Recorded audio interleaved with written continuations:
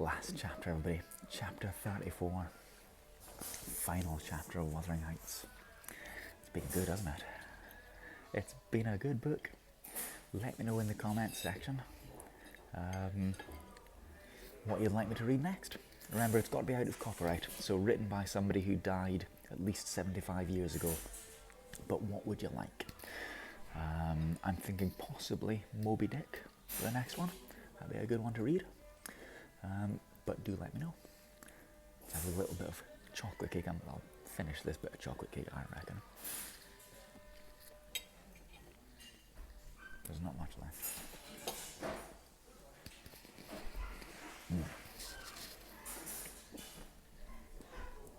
My coffee's getting cold as well.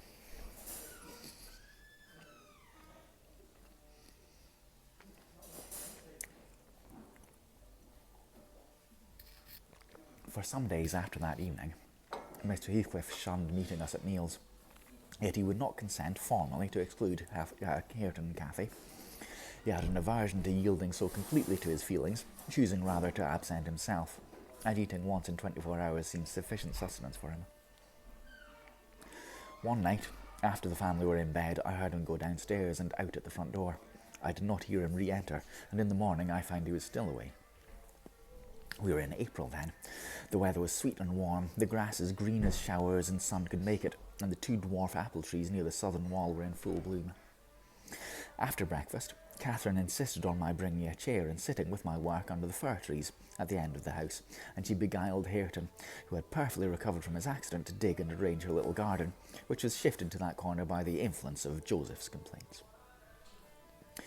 I was comfortably revelling in the spring fragrance around and the beautiful soft blue overhead, when my young lady, who had run down near the gate to procure some primrose roots for a border, returned only half laden, and informed us that Mr. Heathcliff was coming in. "And he spoke to me," she added, with a perplexed countenance. "What did he say?" asked Hareton. "He told me to be gone as fast as I could," she answered, "but he looked so different from his usual look that I stopped a moment to stare at him." "How?" he inquired. "Why, almost bright and cheerful. No, almost nothing. Very much excited and wild and glad," she replied. "Oh, night walking amuses him, then," I remarked, affecting a careless manner.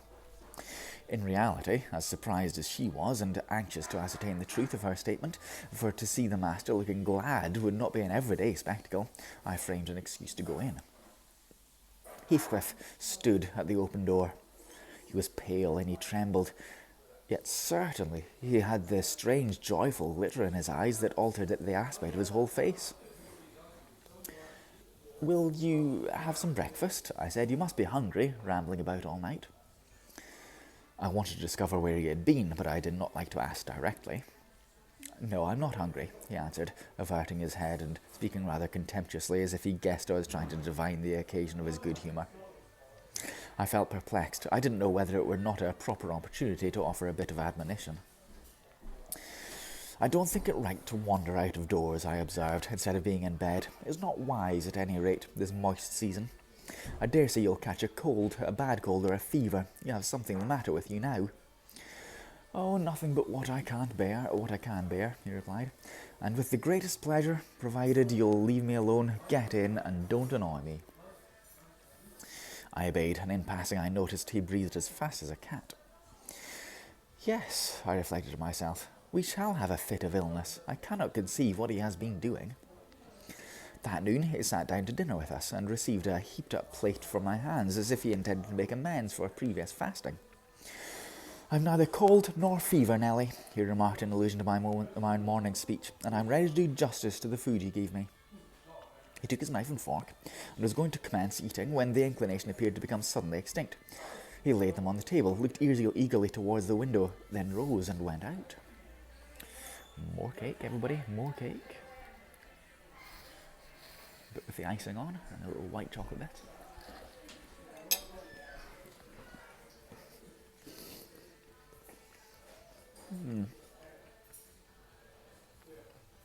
We saw him walking to and fro in the garden while we concluded our meal, and Earnshaw said he'd go and ask why he would not dine.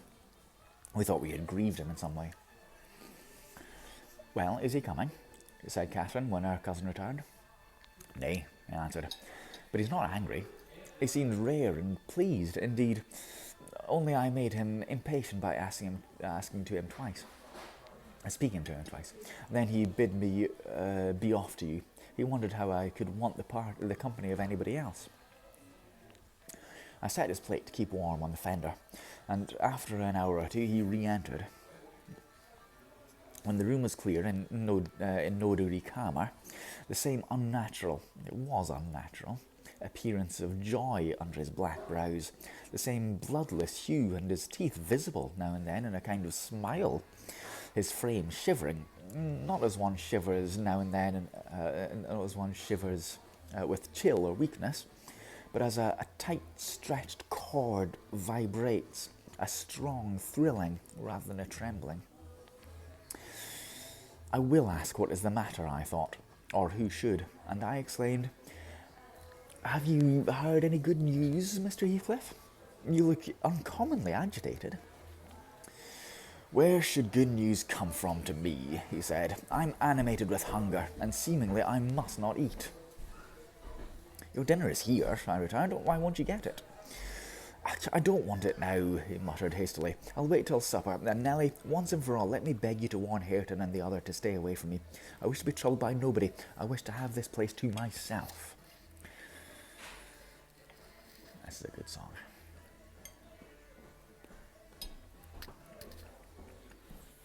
No.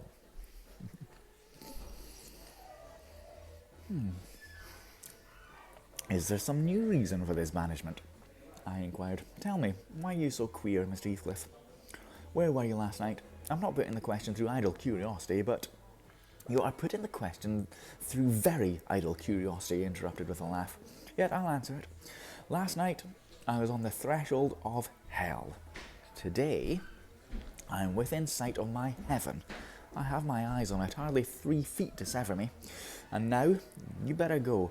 You'll neither see nor hear anything to frighten you if you refrain from prying." Having swept the hearth and wiped the table, I departed more perplexed than ever. He did not quit the house again that afternoon, and no one intruded on his solitude till at 8 o'clock I deemed it proper, though unsummoned, to carry a candle and his supper to him. He was leaning against the ledge of an open lattice, but not looking out. His face was turned to the interior gloom. The fire had smouldered to ashes. The room was filled with the damp, mild air of the cloudy evening, and so still that not only the murmur of the beck down Gimmerton was distinguishable, but its ripples and its gargling over the pebbles or through the large stones which it could not cover. I uttered an ejaculation of discontent at seeing the dismal grate, and commenced shutting the casements one after another till I came to his. "Must I close this?" I asked in order to rouse him, for he would not stir. The light flashed on his features as I spoke. "Oh, Mr. Lockwood, I cannot express what a terrible start I got by the momentary view. Those deep black eyes, that smile and ghastly paleness. It appeared to me, not Mr. Heathcliff, but a goblin, and in my terror I let the candle bend towards the wall, and it left me in darkness." "Yes, close it," he replied in his familiar voice. "There, that is pure awkwardness.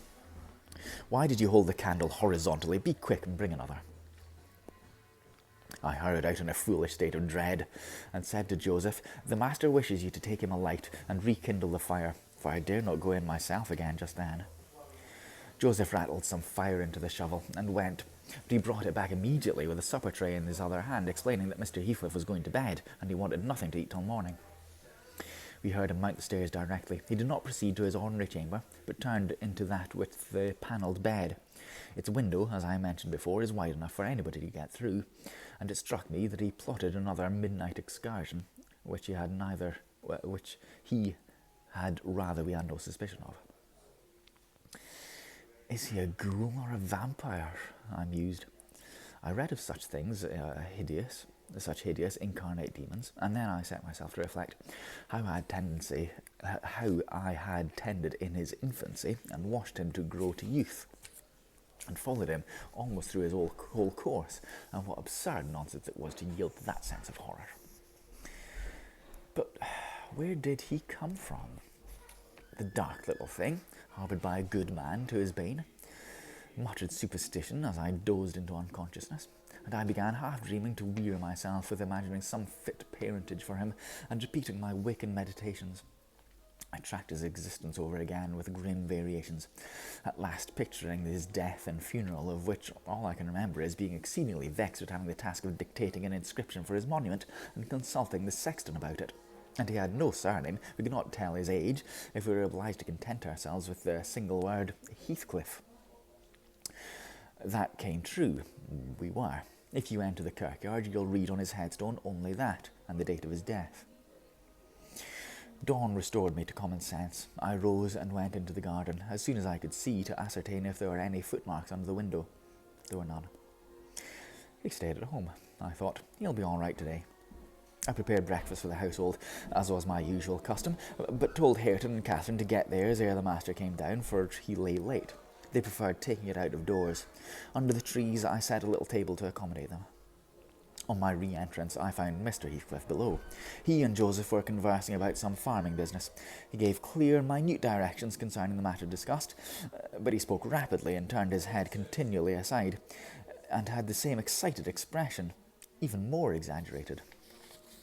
When Joseph quitted the room, he took his seat at the place he generally chose, and I put a basin of coffee before him. He drew it near and then rested his arms on the table, and he looked up at the opposite wall, and I suppose surveying one particular portion up and down again with glittering, restless eyes, and with such eager interest that he stopped breathing during half a minute together. "Come now," I exclaimed, pushing some bread against his hand. "Eat and drink that while it's hot. I've been waiting near an hour." He didn't notice me, and yet he smiled. I'd rather have seen him gnash his teeth than smile so. "Mr. Heathcliff, master," I cried, "don't for God's sake stare as if you saw an unearthly vision." "Oh, don't for God's sake shout so loud," he replied. "Turn round and tell me, are we by ourselves?" "Of course," was my answer. "Of course we are." Still I involuntarily obeyed him, as if I was not quite sure.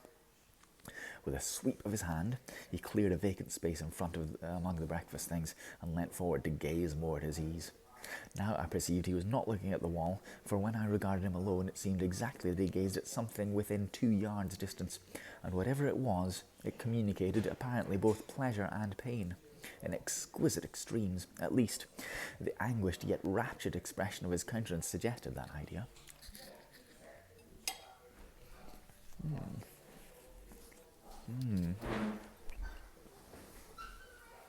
The fancied object was not fixed either.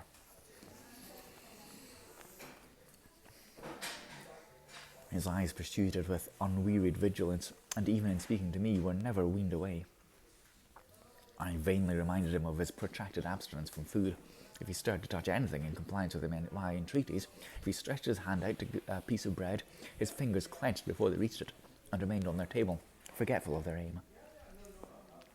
I sat, a model of patience, trying to attract his absorbed attention from its engrossing speculation, till he grew miserable and got up, asking why I would not allow him to have his own time in taking his meals, and saying that on the next occasion I needn't wait, I might set the things down and go. Having uttered these words, he left the house, slowly sauntered down the garden path, and disappeared through the gate. The hours crept anxiously by. Another evening came. I did not retire to rest till late, and when I did, I could not sleep. He returned after midnight, and instead of going to bed, shut himself up in the room beneath. I listened and tossed about, and finally dressed and descended. It was too irksome to lie up there harassing my brain with 100 idle misgivings. I distinguished Mr. Heathcliff's step restlessly measuring the floor, and he frequently broke the silence by a deep inspiration, resembling a groan. The inspiration being a breathing in this case. He muttered detached words also. The only one I could catch was the name of Catherine, coupled with some wild term of endearment or suffering, and spoke as one would speak to a person present, low and earnest, and wrung from the depth of his soul. I had not courage to walk straight into the apartment, but I desired to divert him from his reverie, and therefore fell foul of the kitchen fire, stirred it, and began to scrape the cinders. It drew him forth sooner than expected. He opened the door immediately and said, "Nelly, come here. Is it morning? Come in with your light." "It is striking 4, I answered. "You want a candle to take upstairs? You might have one lit at this fire." "No, I don't wish to go upstairs," he said. "Come in and kindle me a fire, and do anything there is to do about the room." "I must blow the coals red first before I can carry any," I replied, getting a chair from the bellows. He roamed to and fro, meantime, in a state approaching distraction, his heavy sighs succeeding each other so thick as to leave no space for common breathing between. "When day breaks, I'll send for Green," he said. "I wish to make some legal inquiries of him while I can bestow a thought on these matters, and while I can act calmly. I have not written my will yet, and how to leave my property I cannot determine. I wish I could annihilate it from the face of the earth." "I would not talk so, Mr. Heathcliff," I interposed. "Let your will be a while. You'll be spared to repent of your many injustices yet. I never expected that your nerves would be disordered. They are, at present, marvellously so, however, and almost entirely through your own fault. The way you've passed these last 3 days might knock up a Titan. Do take some food and some repose.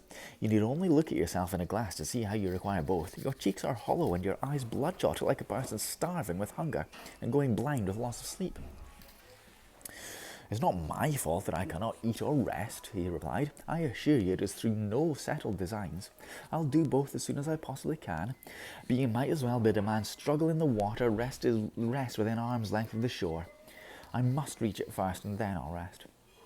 I've done no injustice, and I repent of nothing. I'm too happy, and yet I'm not happy enough. My soul's bliss kills my body, but does not satisfy itself."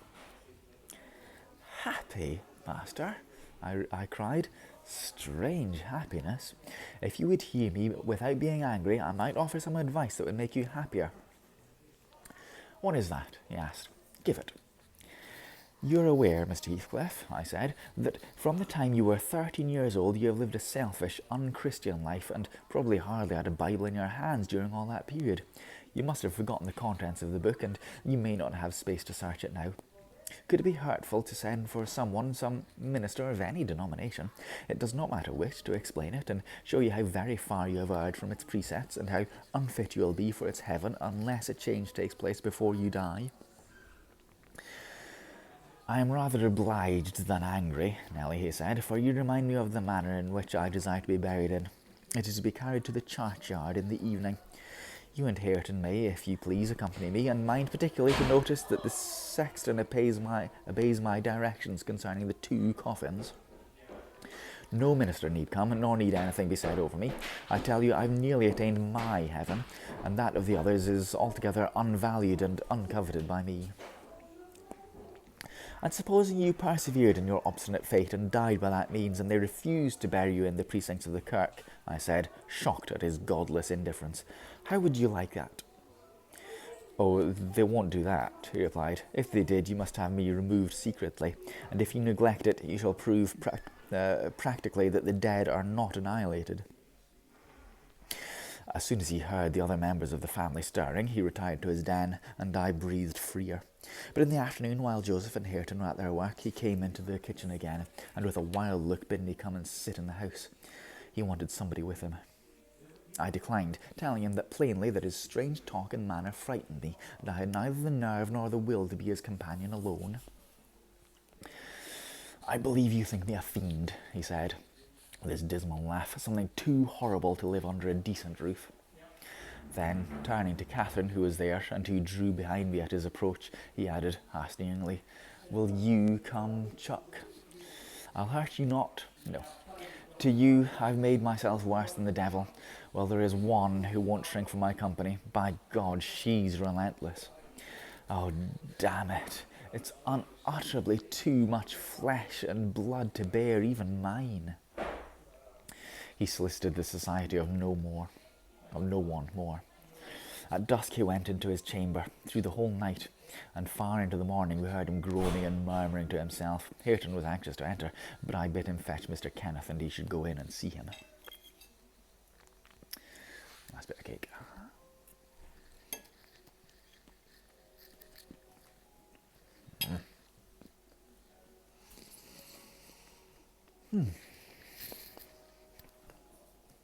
When he came,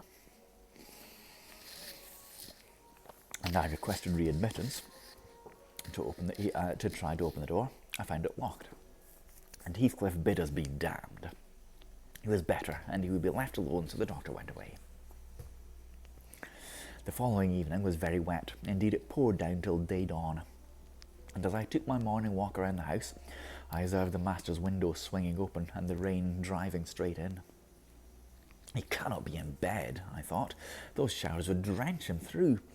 He must either be up or out. I'll make no more ado. I'll go boldly and look. Having succeeded in obtaining entrance with another key, I ran to unclose the panels, for the chamber was vacant. Quickly pushing them aside, I peeped in. Mr. Heathcliff was there, laid on his back. His eyes his eyes met mine so keen and fierce, I started, and then he seemed to smile. I could not think him dead, but his face and throat were washed with rain, the bedclothes dripped, and he was perfectly still.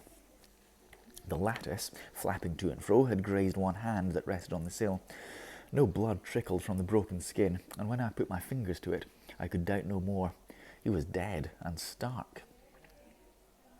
I hasped the window. I combed his black long hair from his forehead. I tried to close his eyes, to extinguish, if possible, that frightful lifelike gaze of exultation before anyone beheld it. They would not shut. They seemed to sneer at my attempts, and his parted lips and sharp white teeth sneered too. Taken with another fit of cowardice, I cried for Joseph. Joseph shuffled up and made a noise, but resolutely refused to meddle with him. "The devils have harried off his soul," he cried, "and he may have his carcass into the bargain for aught I care. Yeah, what a wicked un he looks, grinning at death, and the old sinner grinning in mockery."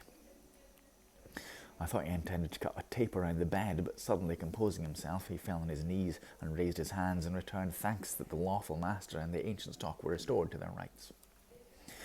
I felt stunned by the awful event, and my memory unavoidably recurred to former times with a sort of oppressive sadness. But poor Hareton, the most wronged, was the only one that really suffered much. He sat by the corpse all night, weeping in bitter earnest. He pressed its hand and kissed the sarcastic, savage face that everyone else shrank from contemplating, and bemoaned him with that strong grief which springs naturally from a generous heart, though it be tough as tempered steel. Kenneth was perplexed to pronounce of what disorder the master died. I concealed the fact of his having swallowed nothing for 4 days, fearing it might lead to trouble, and then I am persuaded he did not abstain on purpose. It was the consequence of his strange illness, not the cause. We buried him, to the scandal of the whole neighbourhood, as he had wished. Earnshaw and I, the sexton, and 6 men to carry the coffin, comprehended the whole attendance. 6 men departed when they had let it down to the grave. We stayed to see it covered. Hareton, with a streaming face, dug green sods and laid them over the brown mould himself. At present it is as smooth and verdant as its companion mounds.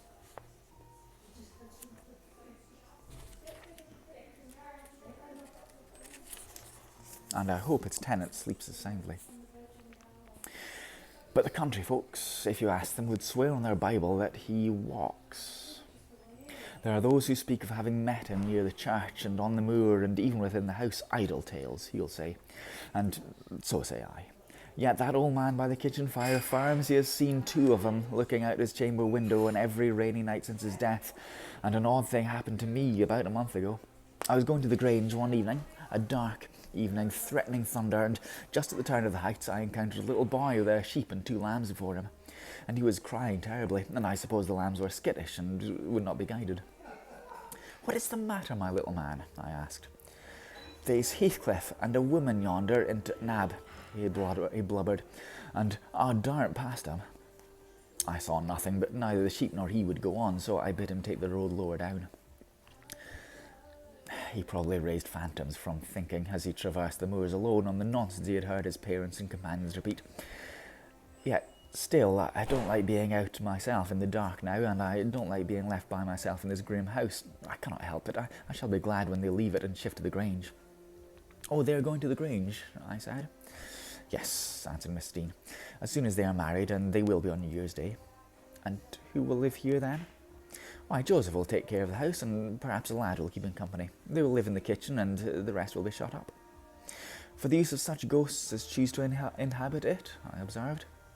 No, Mr. Lockwood, said Nelly, shaking her head. I believe the dead are at peace, but it is not right to speak of them with levity.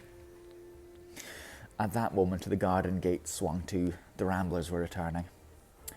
They are afraid of nothing, I grumbled, watching their approach through the window. Together they would have brave Satan and all his legions. As they stepped onto the doorstones and halted to take a last look at the moon, or more correctly at each other by her light, I felt irresistibly impelled to escape them again, and pressing a resemblance into her hand of Mrs. Dean, and disregarding her expostulations at my rudeness, I vanished through the kitchen as they opened the house door. And so, should they have confirmed Joseph in his opinion of his fellow servants' gay indiscretions? Had he not, fortunately, recognised me for a respectable character by the sweet ring of a sovereign at his feet? My walk home was lengthened by a diversion in the direction of the kirk. When beneath its walls I perceived decay had made progress even in 7 months. Many a window had showed black gaps deprived of glass. The slates jutted off here and there beyond the right line of the roof, to be gradually worked off in coming autumn storms. I sought, and soon discovered, 3 headstones. On the slope next to the moor, the middle one grey and half buried in heath. Edgar Linton's, only harmonised by the turf and moss creeping up its foot. Heathcliff's still bare. I lingered round them until that benign sky watched the moths fluttering around the heath and harebells, listened to the soft wind breathing through the grass, and wondered how anyone could ever imagine unquiet slumbers for the sleepers in that quiet earth.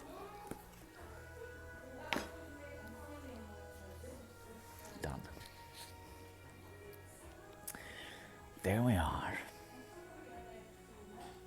What do you think? What do you reckon to Wuthering Heights? Pretty good, wasn't it? So evocative at times, so you really felt as if you were there with Nelly and the 2 Catherines and Heathcliff and Hareton.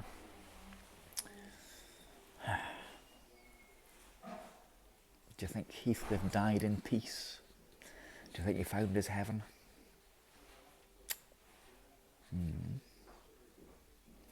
Are the 2 of them ghosts now looking out the window, as Joseph says? And what about Hareton and young Catherine? What of them? And why did they change so late on? Why did they soften towards Catherine? Sort of.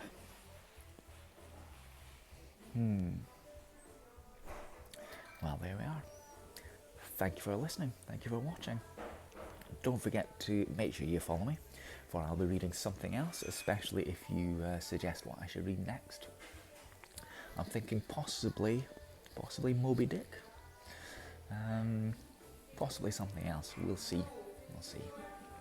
Don't forget that I read on Periscope and Twitter Treasure Island and Frankenstein and a few other things. So you can listen to me there if you search for me on Twitter or on Periscope. Search for A9630 Reading, and you'll be able to listen there to other books, and there and on YouTube as well. More things in the future in a week or so. But thanks for watching. Thanks for listening, and I will see you again, everybody. Cheerio. Bye.